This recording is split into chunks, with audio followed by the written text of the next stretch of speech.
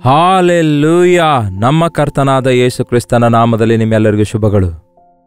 God bless you and bless you and bless you ಎಂದು ದಿನಾಲು ನಿಮಗೋಸ್ಕರ ಪ್ರಾರ್ಥನೆ ಮಾಡುತ್ತಾ ನೀವು ದೇವರಿಂದ ದಿವ್ಯ ದಾನಗಳನ್ನು ಪಡೆದುಕೊಂಡು ಆಶೀರ್ವದಿಸಲ್ಪಡುವ ಜನರಾಗಿರಬೇಕೆಂದು, ಆಧ್ಯಾತ್ಮಿಕವಾಗಿ ನೀವು ಬಲಗೊಳ್ಳಬೇಕು ಎಂದು ಅನುದಿನವೂ ನಿಮಗೋಸ್ಕರ ದೇವರ ವಾಕ್ಯವನ್ನು ಈ ರೀತಿಯಾಗಿ ಈ ಸೋಷಿಯಲ್ ಮೀಡಿಯಾದ ಮುಖಾಂತರ ನಿಮ್ಮ ಮುಂದೆ ತರ್ತಿದ್ದೇನೆ. ಬನ್ನಿ ಒಂದು ಚಿಕ್ಕ ಪ್ರಾರ್ಥನೆಯೊಂದಿಗೆ ಈ ದಿನ ದೇವರ ವಾಕ್ಯ ಧ್ಯಾನಿಸೋಣ. ಪರಿಶುದ್ಧ ದೇವರೇ, ಪ್ರೀತಿಯುಳ್ಳ ತಂದೆಯೇ, ನೀವು ಆಶೀರ್ವಾದಿಸುವಾಗ ತಾನೇ ಅದು ನಿಜವಾದ ಆಶೀರ್ವಾದವಾಗಿರೋದು. ನೀವು ಜಯ ಕೊಡುವಾಗ ತಾನೇ ಅದು ನಿರಂತರವಾದ ಜಯವಾಗಿರೋದು. ನೀವು ಸ್ವಸ್ಥಪಡಿಸಿದಾಗ ತಾನೇ ಅದು ನಿಜವಾದ ಸ್ವಸ್ಥತೆಯಾಗಿರೋದು. ನೀವು ಜೊತೆ ಇರುವಾಗ ತಾನೇ ನಮಗೆ ಶಾಶ್ವತವಾದ ಜೀವಿತವಿರೋದು. ನಿಮ್ಮ ನಾಮವನ್ನು ಅಂಗೀಕರಿಸಿ ನಿಮ್ಮ ವಾಕ್ಯ ಕೇಳುತ್ತಿರುವ ಪ್ರತಿಯೊಬ್ಬರೂ ಆಶೀರ್ವದಿಸಲ್ಪಡಲು ಸಹಾಯ ಮಾಡಿರೆಂದು ಕ್ರಿಸ್ತನ ನಾಮದಲ್ಲಿ ಬೇಡುತ್ತೇನೆ ತಂದೆಯೇ, ಆಮೇನ್. ದೇವರಿಗೆ ಸ್ತೋತ್ರ.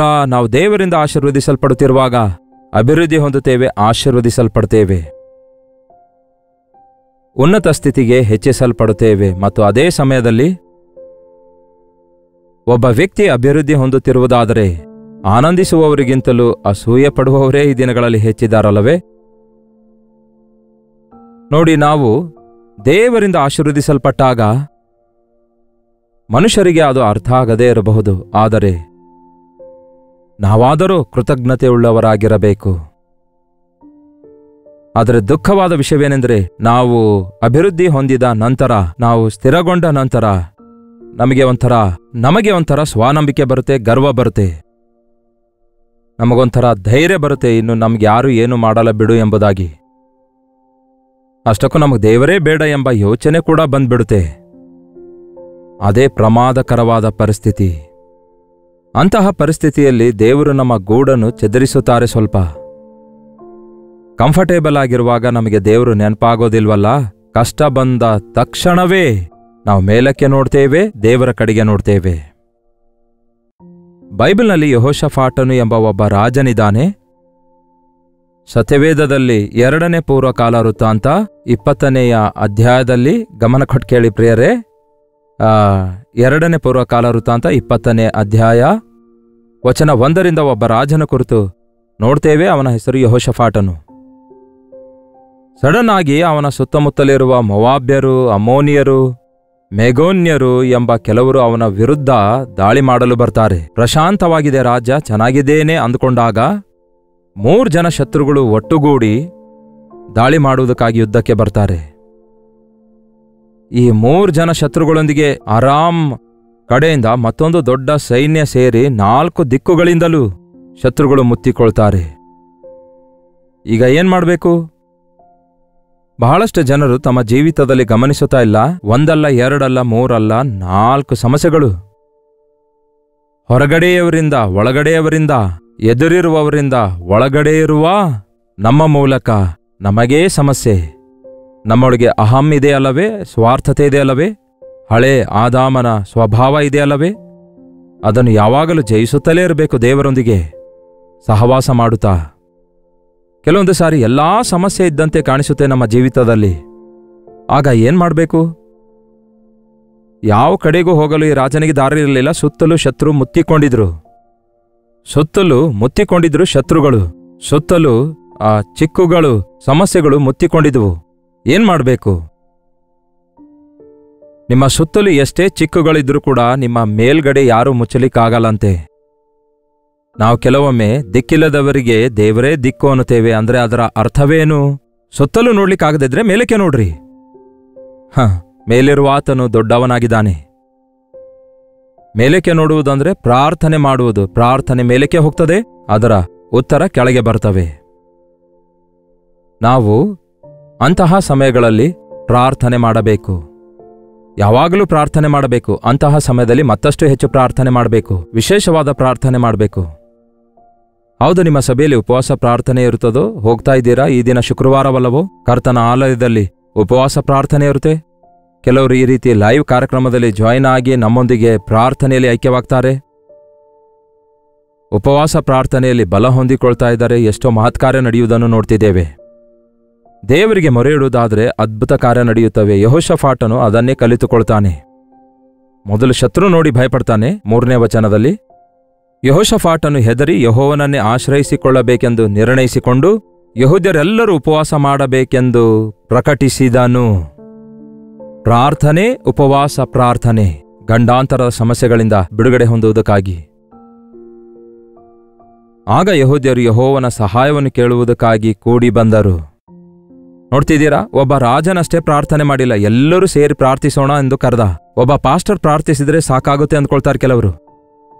10 ಮಂದಿ ಪ್ರಾರ್ಥಿಸಿದ್ರೆ ಸಾಕಾಗುತ್ತೆ, ಮನೆಯಲ್ಲಿ ಅಮ್ಮ ಪ್ರಾರ್ಥಿಸಿದ್ರೆ ಸಾಕಾಗುತ್ತೆ ಅನ್ಕೊಳ್ತಾರೆ. ಪ್ರಾರ್ಥನೆಗೆ ನಾವೆಲ್ಲರೂ ಕೂಡಿ ಬರಬೇಕು.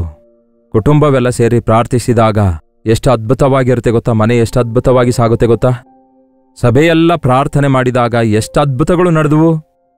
ಸಭೆಯವರು ಪ್ರಾರ್ಥನೆ ಮಾಡಿದಾಗ 3 ಕಾವಲಿಯವರ ಮಧ್ಯದಲ್ಲಿ ಭಯಂಕರವಾಗಿ ಬಂಧಿಸಲ್ಪಟ್ಟಿರುವ 3 ಹಂತದ ಕಾವಲಂದ್ರೆ ಸಾಮಾನ್ಯವಲ್ಲ. ಎಷ್ಟು ಅದ್ಭುತವಾಗಿ ಪೇತ್ರನು ಅವರಿಂದ ಬಿಡಿಸಲ್ಪಟ್ಟನು ನೋಡಿ. ಪ್ರಾರ್ಥನೆ ಮುಖ್ಯವಾದದ್ದು. ಅದಕ್ಕೆ ಸಭೆ ಪ್ರಾರ್ಥಿಸಬೇಕು, ವಿಶ್ವಾಸಿಗಳು ಪ್ರಾರ್ಥಿಸಬೇಕು, ಕುಟುಂಬವೆಲ್ಲ ಸೇರಿ ಪ್ರಾರ್ಥಿಸಬೇಕು. ಯೆಹೋಷಾಫಾಟನು ಒಂದು ಒಳ್ಳೆಯ ಪ್ರೇರೇಪಣೆ ಹೊಂದಿಕೊಂಡು ಎಲ್ಲರನ್ನು ಉಪವಾಸವಿದ್ದು ಪ್ರಾರ್ಥನೆ ಮಾಡಬೇಕೆಂದು ಕರೆಯುತ್ತಾನೆ. ಎಲ್ಲರನ್ನು ಒಟ್ಟುಗೂಡಿಸಿ, ಜನರೆಲ್ಲರನ್ನು ಒಟ್ಟುಗೂಡಿಸಿ ಅವರ ಮಧ್ಯದಲ್ಲಿ ನಿಂತುಕೊಂಡು, ಯೆಹೋವನೇ, ನಮ್ಮ ಪಿತೃಗಳ ದೇವರೇ, ಪರಲೋಕದಲ್ಲಿ ದೇವರಾಗಿರುವಾತನು ನೀನಲ್ಲವೋ? ನೀನು ಎಲ್ಲಾ ರಾಜ್ಯಗಳನ್ನು ಆಳುವವನಾಗಿರುತ್ತಿ. ನಿನ್ನ ಹಸ್ತದಲ್ಲಿ ಬಲ ಪರಾಕ್ರಮಗಳಿರುತ್ತವೆ. ನಿನ್ನ ಎದುರಿನಲ್ಲಿ ಯಾರೂ ನಿಲ್ಲಲಾರರು. ನಾವು ಪ್ರಾರ್ಥನೆ ಎಂದ ಕೂಡಲೇ ಮೊದಲು ನಾವು ಯಾರಿಗೆ ಪ್ರಾರ್ಥಿಸ್ತಿದ್ದೇವೆಂದು ತಿಳ್ಕೊಳ್ಬೇಕು. ನಮ್ಮ ಪ್ರಾರ್ಥನೆಯಲ್ಲಿ ನಮ್ಮ ಬಾಧೆಗಳು ಹೇಳಿಕೊಳ್ಳೋದಷ್ಟೇ ಅಲ್ಲ, ನಮ್ಮ ಬಾಧೆಗಳು ಯಾರಿಗೆ ಹೇಳ್ಕೊಳ್ತಿದ್ದೇವೆ ಎಂದು ಗೊತ್ತಾಗಬೇಕು. ಏನ್ ಹೇಳ್ತಾನೆ ಇವನು? ಪರಲೋಕದಲ್ಲಿ ದೇವರಾಗಿರುವ ಆತನು ನೀನಲ್ಲವೋ? ಎಲ್ಲಾ ಜನಾಂಗಗಳ ಎಲ್ಲಾ ರಾಜ್ಯಗಳನ್ನು ಆಳುವವನಾಗಿರುತ್ತಿ. ನಿನ್ನ ಹಸ್ತದಲ್ಲಿ ಬಲ ಪರಾಕ್ರಮಗಳು ಇರುತ್ತವೆ. ನಿನ್ನ ಎದುರಿನಲ್ಲಿ ಯಾರೂ ನಿಲ್ಲಲಾರರು. ನಮ್ಮ ದೇವರಾದ ನೀನು ನಿನ್ನ ಪ್ರಜೆಗಳಾದ ಇಸ್ರಾಯೇಲರ ಎದುರಿನಿಂದ ಈ ದೇಶದ ನಿವಾಸಿಗಳನ್ನು ಹೊರಡಿಸಿ ದೇಶವನ್ನು ನಿನ್ನ ಸ್ನೇಹಿತನಾದ ಅಬ್ರಹಾಮನ ಸಂತಾನದವರಿಗೆ ಶಾಶ್ವತವಾಗಿ ಕೊಟ್ಟಿದೆಯಲ್ಲವೇ? ಅಬ್ರಹಾಮನಿಗೆ ಸ್ವಾಸ್ಥ್ಯವಾಗಿ ನೀವಿದನ್ನು ಕೊಟ್ಟಿದ್ದೀರಿ. ನಮ್ಮನ್ನು ಸೃಷ್ಟಿಸಿದ್ದೀರಿ, ನಮ್ಮನ್ನು ರಕ್ಷಿಸಿದ್ದೀರಿ. ನೀವೇ ದೇವರು ಅನ್ನುತ್ತಾರೆ. ಇಗೋ, ಅವರು ಈ ದೇಶದಲ್ಲಿ ಇಳುಕೊಂಡು ಇದರಲ್ಲಿ ನಿನ್ನ ಹೆಸರಿಗೋಸ್ಕರ ಪವಿತ್ರಾಲಯವನ್ನು ಕಟ್ಟಿ ತಮ್ಮ ಮೇಲೆ ಖಡ್ಗವಿಧಿ, ಘೋರ ವ್ಯಾಧಿ, ಕ್ಷಾಮ ಮೊದಲಾದ ಆಪತ್ತುಗಳು ಬರುವಾಗ ತಾವು ನಿನ್ನ ನಾಮ ಮಹತ್ವ ಇರುವ ಈ ಆಲಯದ ಮುಂದೆಯೂ ನಿನ್ನ ಮುಂದೆಯೂ ನಿಂತು ತಮ್ಮ ಇಕ್ಕಟ್ಟಿನಲ್ಲಿ ನಿನಗೆ ಮೊರೆ ಇಡುವುದಾದರೆ ನೀನು ಕೇಳಿ ರಕ್ಷಿಸುವಿ ಎಂದುಕೊಂಡರಷ್ಟೇ. ಏನಂತೆ? ಮೊರೆ ಇಡುವುದಾದರೆ, ನಿನ್ನ ಮುಂದೆ ನಿಂತು ಇಕ್ಕಟ್ಟಿನಲ್ಲಿ ನಿನಗೆ ಮೊರೆ ಇಡುವುದಾದರೆ ನೀನು ಕೇಳಿ ರಕ್ಷಿಸುವಿ ಎಂದುಕೊಂಡರಷ್ಟೇ. ನಿಮ್ಮ ಹೆಸರಿನ ಮಹತಿಗೋಸ್ಕರ ಈ ಆಲಯವನ್ನು ಕಟ್ಟಿದ್ದೇವೆ, ಈ ಆಲಯದಲ್ಲಿ ಕೂಡಿ ಬಂದಿದ್ದೇವೆ, ಈ ಆಲಯದಲ್ಲಿ ಸೇರಿ ಬಂದಿದ್ದೇವೆ. ಇದು ಪ್ರಿಯರೇ ಪ್ರಾರ್ಥನೆಯ ಒಂದು ಪದ್ಧತಿ. ನಾವಾದರೂ ಬಾಯಿಗೆ ಬಂದಂತೆ ಪ್ರಾರ್ಥಿಸ್ತಿದ್ದೇವೆ. ಆದರೆ ನಮ್ಮ ದೇವರು ಎಷ್ಟು ದೊಡ್ಡ ದೇವರೆಂದು ತಿಳಿದುಕೊಳ್ಳಬೇಕು. ನಮ್ಮ ಸಮಸ್ಯೆಗೆ ಕಾರಣ ಏನಾಗಿದೆ ಎಂಬುದಾಗಿ ನಾವು ಗ್ರಹಿಸಿಕೊಳ್ಳಬೇಕು. ಅದರೊಳಗಿಂದ ಹೊರಬರುವುದಕ್ಕಾಗಿ ದೇವರು ಕೊಟ್ಟ ವಾಗ್ದಾನಗಳನ್ನು ನಾವು ಕ್ಲೇಮ್ ಮಾಡಬೇಕು. ಅವುಗಳನ್ನು ನಂಬಿಕೆಯೊಂದಿಗೆ ನಾವು ಸ್ವಾಧೀನ ಮಾಡಿಕೊಳ್ಳಬೇಕು. ನಿಂತುಕೊಂಡು ಪ್ರಾರ್ಥನೆ ಮಾಡ್ತಾನೆ ನೋಡಿ. 12ನೇ ವಚನದಲ್ಲಿ, ದೇವರೇ, ಅವರನ್ನು ದಂಡಿಸದೆ ಬಿಡುವಿಯೋ? ನಮ್ಮ ಮೇಲೆ ಬಂದ ಈ ಮಹಾಸಮೂಹದ ಮುಂದೆ ನಿಲ್ಲುವುದಕ್ಕೆ ನಮ್ಮಲ್ಲಿ ಬಲ ಇಲ್ಲ. ನಿಮ್ಮ ಬಲಹೀನತೆಯನ್ನು ಒಪ್ಪಿಕೊಳ್ಳಿರಿ. ದೇವರೇ, ನಮಗೆ ಶಕ್ತಿ ಸಾಲೋದಿಲ್ಲವೆಂದು, ನನ್ನ ಶತ್ರು ನನಗಿಂತಲೂ ಬಲಿಷ್ಠನಾಗಿದ್ದಾನೆ ಎಂದು. ವಿ ವಿಲ್ ವಿನ್ ಅನ್ನುತ್ತಾರೆ ಕೆಲವರು. ಆದರೆ ದೇವರ ಸಹಾಯವಿಲ್ಲದೆ ಯಾರೂ ಜಯಿಸ್ಲಿಕ್ಕಾಗಲ್ಲ. ನಮಗೆ ಬಲ ಸಾಲುವುದಿಲ್ಲ ದೇವರೇ ನಮ್ಮ ಶತ್ರುಗಳನ್ನು ಜಯಿಸಲು. ಹೌದು ಪ್ರಿಯರೇ, ಈ ಲೋಕದಲ್ಲಿರುವ ಸೈತಾನನು ಹೇಳಬೇಕಾದರೆ ನಮಗಿಂತಲೂ ಬಲಿಷ್ಠನೇ ಆಗಿದ್ದಾನೆ. ಯಹಲೋಕಾಧಿಕಾರಿ. ಪ್ರಸ್ತುತವಾಗಿ ಅವನ ತಲೆ ಜಜ್ಜಲ್ಪಟ್ಟಿದೆ. ಅವನು ಸೋತು ಹೋದ ಶತ್ರುವಾಗಿದ್ದಾನೆ. ಅವನಿಗೆ ನೋಡಿ ಭಯಪಡುವ ಅವಶ್ಯಕತೆ ಇಲ್ಲ.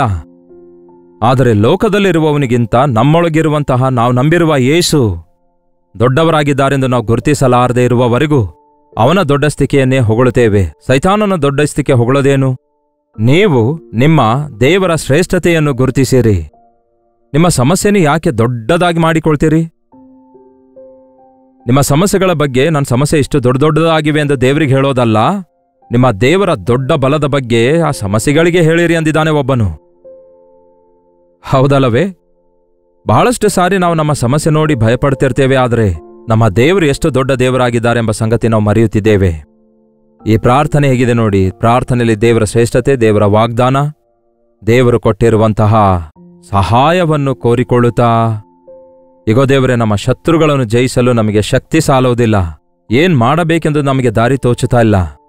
ನಮಗೂ ಕೂಡ ಪ್ರಿಯರೇ, ಕೆಲವೊಂದು ಪರಿಸ್ಥಿತಿಗಳಲ್ಲಿ ಗಂಡ ಹೆಂಡತಿಯರಾಗಿ ಎಷ್ಟೋ ತಪ್ಪುಗಳನ್ನು ಮಾಡ್ತೇವೆ, ದುಡುಕಿ ತಪ್ಪು ನಿರ್ಣಯಗಳನ್ನು ತೆಗೆದುಕೊಳ್ತೇವೆ. ಶತ್ರುಗಳು ಮುತ್ತಿಕೊಂಡಾಗ ಕುಗ್ಗಿ ಹೋಗ್ತೇವೆ. ಅದೇ ರೀತಿ ಶತ್ರುವಿನ ಕೈಯಿಂದ ನಾನು ಯಾಕೆ ಸಾಯಲಿ, ನನ್ನಷ್ಟಕ್ಕೆ ನಾನೇ ಸಾಯ್ತೇನೆಂದು ಹೇಳಿ ಸತ್ತ ಸೌಲ. ಶತ್ರು ಕೈಯಿಂದ ಸಾಯುವುದು ಯಾಕೆ, ತನ್ನ ಕತ್ತಿ ಮೇಲೆ ತಾನೇ ಬಿದ್ದು ಸತ್ತ. ನಿರೀಕ್ಷೆಯೇ ಇರಲಿಲ್ಲ ಅವನಿಗೆ, ಪಶ್ಚಾತ್ತಾಪ ಪಡಲಿಲ್ಲ ಅವನು ತನ್ನ ಪಾಪಗಳಿಗಾಗಿ. ಸಮಸ್ಯೆ ಯಾವುದರಿಂದ ಬಂದ್ರೂ ಚಿಂತೆ ಇಲ್ಲ, ದೇವರಿಂದ ಆ ಸಮಸ್ಯೆ ಬಂದಿದ್ದಾಗಿಯೂ, ದೇವರಿಂದ ಶೋಧಿಸಲ್ಪಡುತ್ತಿದ್ದಾಗಿಯೂ, ಇಲ್ಲವೇ ಪಾಪದ ಪ್ರತಿಫಲ ಅನುಭವಿಸುತ್ತಿದ್ದಾಗಿಯೂ ನೀವು ಪಶ್ಚಾತ್ತಾಪ ಪಡುವುದಾದರೆ, ದೇವರಿಗೆ ಒಂದು ವೇಳೆ ಮೊರೆ ಇಡುವುದಾದರೆ, ಏನು ಮಾಡಬೇಕೆಂದು ತಿಳಿಯದು, ನೀನೇ ನಮಗೆ ದಿಕ್ಕು ಎಂದು ಪ್ರಾರ್ಥಿಸಿದ. ನೀನೇ ನಮ್ಮ ದಿಕ್ಕು, there is no other option.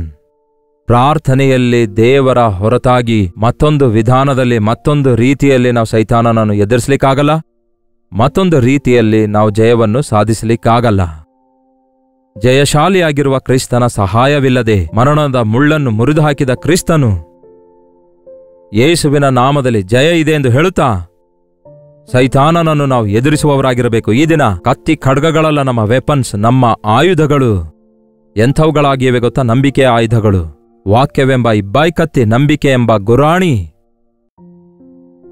ಸೈತಾನನನ್ನು ಎದುರಿಸಿ ಅವನ ಅಗ್ನಿಬಾಣಗಳನ್ನು ಆರಿಸಿಬಿಡುವುದಕ್ಕಾಗಿ ನಮಗೆ ಈ ಆಯುಧಗಳು ಅವಶ್ಯಕವಾಗಿವೆ. ವಿಶ್ವಾಸದೊಂದಿಗೆ ದೇವರ ಮೇಲೆ ನಂಬಿಕೆ ಇಟ್ಟು ಪ್ರಾರ್ಥಿಸುವಾಗ ಅದ್ಭುತ ಕಾರ್ಯ ನಡೆಯುತ್ತೆ ಪ್ರಿಯರೇ. ಶತ್ರುವನ್ನು ನೋಡಿ ಓಡಿ ಹೋಗಬೇಡಿರಿ, ಭಯಪಡಬೇಡಿರಿ.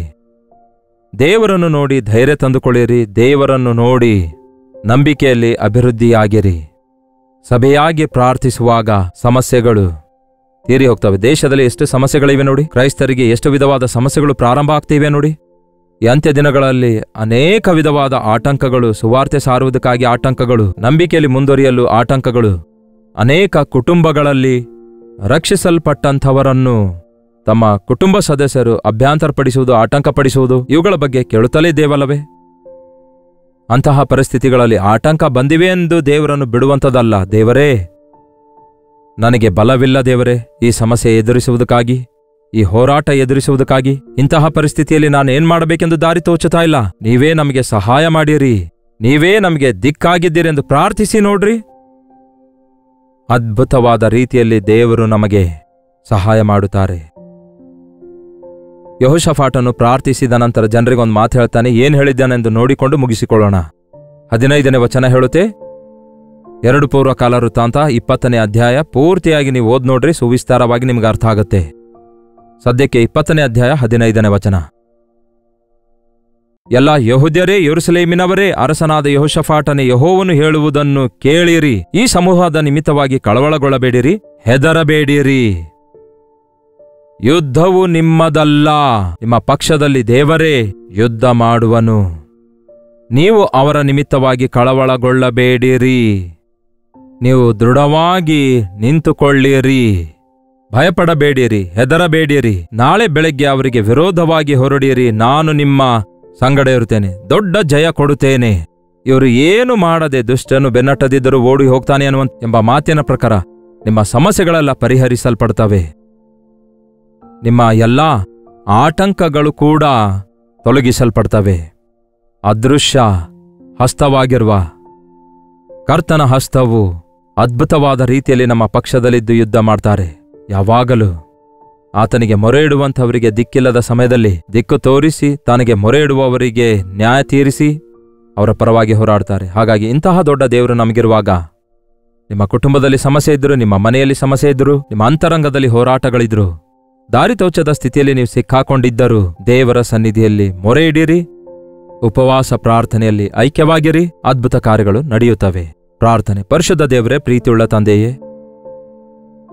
ಯಾರ್ಯಾರು ಎಂತಹ ಜೀವಿತದೊಂದಿಗೆ, ಎಂತಹ ಕುಟುಂಬ ಸಮಸ್ಯೆದೊಂದಿಗೆ ಸುತ್ತಲ್ಪಟ್ಟವರಾಗಿದ್ದು ಅದರಿಂದ ಹೊರಬರಲಿಕ್ಕಾಗದೆ ನಿರಾಶೆಯಲ್ಲಿದ್ದಾರೆ, ನಿರುತ್ಸಾಹದಲ್ಲಿದ್ದಾರೆ, ದಿಕ್ಕು ತೋಚದ ಸ್ಥಿತಿಯಲ್ಲಿದ್ದಾರೆ, ಅಂಥವರು ಯೇಸುವಿನ ಕಡೆ ನೋಡುವ ಹಾಗೆ, ಅವರು ತಮ್ಮ ಕಣ್ಣು ನಿಮ್ಮ ಕಡೆಗೆ ಎತ್ತುವ ಹಾಗೆ ಪವಿತ್ರಾತ್ಮನ ಕಾರ್ಯಗಳನ್ನು ಮಾಡಿರಿ. ನನಗೆ ಮೊರೆ ಇಡೀರಿ, ಸದುತ್ತರ ಕೊಡ್ತೇನೆಂಬ ಮಾತು ಅಕ್ಷರಶಃ ನೆರವೇರಿಸುವ ದೇವರಾಗಿದ್ದೀರಿ. ಬಲವಿಲ್ಲದವರಿಗೆ ಬಲ ಕೊಡುವ ದೇವರಾಗಿದ್ದೀರಿ. ಶಕ್ತಿ ಇಲ್ಲದವರಿಗೆ ಶಕ್ತಿ ಕೊಡುವ ದೇವರಾಗಿದ್ದೀರಿ. ನಮ್ಮ ಪಕ್ಷದಲ್ಲಿ ಹೋರಾಡಿ ನಮಗೆ ಜಯ ಕೊಡುವಂತಹ ಯೇಸುವೇ, ನಿಮಗೆ ವಂದನೆಗಳು. ಪ್ರತಿ ಸಮಸ್ಯೆಗೂ ಪರಿಷ್ಕಾರ ನಿಮ್ಮ ಹತ್ತಿರ ಇದೆ ಎಂದು ನಾವು ನಂಬುತ್ತೇವೆ. ಈ ದಿನ ಯಾರ್ಯಾರು ಯಾವ್ಯಾವ ಸ್ಥಳದಿಂದ ಯಾವ್ಯಾವ ಸಮಸ್ಯೆಗಳೊಂದಿಗೆ ಯಾವ ವಿಷಯಗಳನ್ನು ನಿಮ್ಮ ಸನ್ನಿಧಿಯಲ್ಲಿ ಹೇಳಿಕೊಳ್ಳುತ್ತಾ ಪ್ರಾರ್ಥನೆ ಮಾಡ್ತಿದ್ದಾರೋ ಆ ವಿಷಯಗಳಲ್ಲಿ ಅವರಿಗೆ ಜಯವನ್ನು ಅನುಗ್ರಹಿಸಿರಿ ಎಂದು ಯೇಸು ಕ್ರಿಸ್ತನ ನಾಮದಲ್ಲಿ ಬೇಡಿ ಹೊಂದಿದ್ದೇವೆ ತಂದೆಯೇ, ಆಮೇನ್. ತಂದೆಯಾದ ದೇವರ ಪ್ರೀತಿಯು, ಮಗನಾಗಿರುವ ಕ್ರಿಸ್ತನ ಕೃಪೆಯೂ, ಆದರಣೆ ಕರ್ತನಾದ ಪವಿತ್ರಾತ್ಮನ ಸಹವಾಸವು ಕೂಡಿ ಬಂದಿರುವ ನಮ್ಮೆಲ್ಲರ ಸಂಗಡ ಇಂದಿಗೂ ಸದಾಕಾಲಕ್ಕೂ ನೆಲೆಯಾಗಿರಲಿ, ಆಮೇನ್. ದೇವರಿಗೆ ಸ್ತೋತ್ರ. ನಿಮ್ಮ ಪ್ರಾರ್ಥನಾ ಮನವಿಗಳನ್ನು 8939731313 ನಂಬರ್ಗೆ ಹಾಗೂ ಇತರ ದೇಶದಿಂದ ನೀವು ವೀಕ್ಷಿಸುವುದಾದರೆ ಕೊಡಲ್ಪಟ್ಟ ಇದೇ ನಂಬರಿಗೆ ಒಂದು ಟೆಕ್ಸ್ಟ್ ಇಲ್ಲವೇ ವಾಯ್ಸ್ ಮೆಸೇಜ್ ಮೂಲಕ ವಾಟ್ಸಪ್ ಕಳಿಸಿರಿ ಎಂದು ದಿನಾಲೂ ಹೇಳ್ತಿದ್ದೇನೆ. ಇದುವರೆಗೂ ಒಂದು ಸಾರಿ ಕೂಡ ಕಳಿಸದಿದ್ದರೆ ಇವತ್ತೇ ಕಳಿಸಿಕೊಡಿ. ನಿಮಗಾಗಿ ಪ್ರಾರ್ಥಿಸ್ತಿದ್ದೇವೆ, ನೀವು ಪ್ರಾರ್ಥಿಸಿರಿ. ಅದ್ಭುತವಾದ ಬಿಡುಗಡೆ ಪ್ರಾರ್ಥನೆ ಮೂಲಕ ನಮಗುಂಟಾಗ್ತದೆ. ಕರ್ತನ ಚಿತ್ತವಿರುವುದಾದರೆ ಮತ್ತೆ ನಾಳೆ ಇದೇ ಅನುದಿನದ ಧ್ಯಾನ ಎಂಬ ಕಾರ್ಯಕ್ರಮದಲ್ಲಿ ಮತ್ತೆ ಭೇಟಿಯಾಗೋಣ. ಈ ದಿನ ನಿಮ್ಮ ಸಭೆಗಳಲ್ಲಿ ಉಪವಾಸ ಪ್ರಾರ್ಥನೆ ಇದ್ದಿರುತ್ತೆ ಅಲ್ಲವೇ? ಭಾಗವಹಿಸಿ ದೊಡ್ಡ ಬಿಡುಗಡೆಯನ್ನು ಅನುಭವಿಸಿರಿ. ಅಲ್ಲಿಯವರೆಗೂ ದೇವರ ಮಹಾಕೃಪೆ ನಿಮ್ಮೆಲ್ಲರೊಂದಿಗಿರಲಿ.